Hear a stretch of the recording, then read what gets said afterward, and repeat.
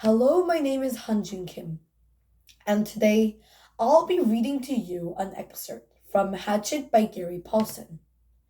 I chose this book because I believe it remarkably illustrates the message that courage and perseverance can change any difficult situation for the better. This book starts with the protagonist Brian being abandoned in the woods of Canada because the pilot suddenly gets a heart attack and the plane crashes. In order to survive until a possible rescue, he made both a shelter and fire. Unfortunately, misfortune continued to find Brian through a major injury gained through moose attack and a tornado causing great damage to his environment. After a few days, he had an idea to gain many supplies and resources to go back to the plane and get the survival pack mentioned by the pilot. He wasn't sure where it was, but it was worth a try. However, another challenge lay before him. In order to cut the aluminum and get the survival pack, he had to use his hatchet, which had fallen into an extremely deep lake.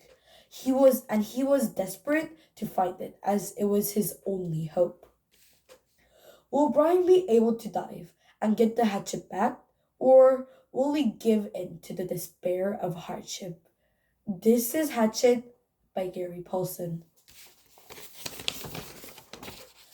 He had to get the hatchet back.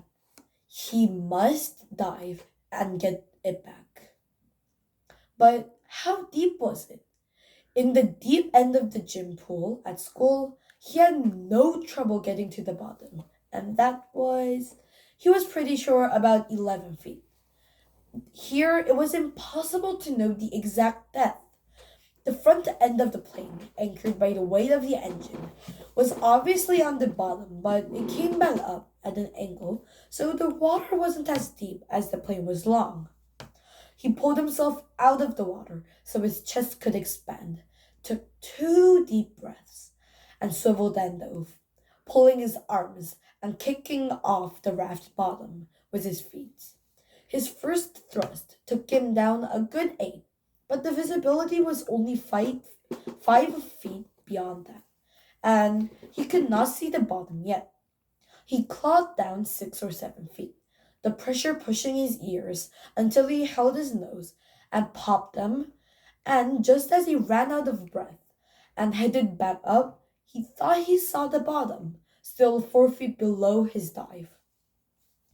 He exploded out of the surface, bumping his head on the side of the elevator when he came back up and took air like a whale, pushing the stale air out until he wheezed, taking new wind.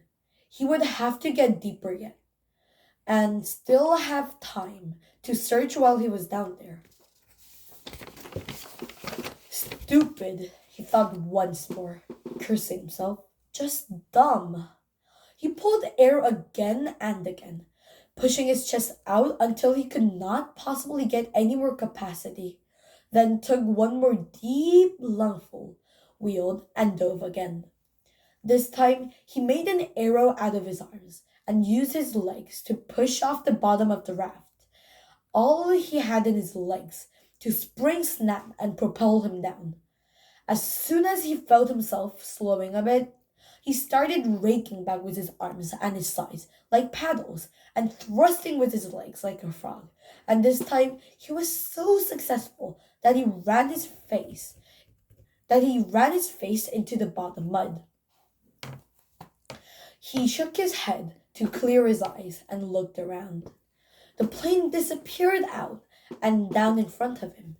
He thought he could see the windows, and that made him think again of the pilot sitting inside, and he forced his thoughts out of it. But he could see no hatchet. Bad air triggers were starting to go off in his brain, and he knew he was limited to seconds now. But he held for a moment and tried moving out a bit, and just as he ran out of air, knew that he was going to have to blow soon. He saw the handle sticking out of the mud. He made one grab, missed, reached again, and felt his fingers close on the rubber. He clutched it and in one motion slammed his feet down into the mud and powered himself up. But now his lungs were ready to explode, and and he had flashes of color in his brain, explosions of color, and he would have to take a pull of water, take it into his lungs, and just as he opened his mouth to take it in, to pull in all the water in the lake, his head blew out of the surface and into the light.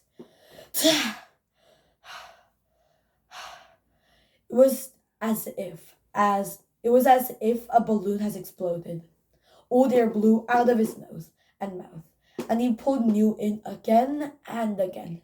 He reached for the side of the raft and hung there, just breathing, until he could think once more.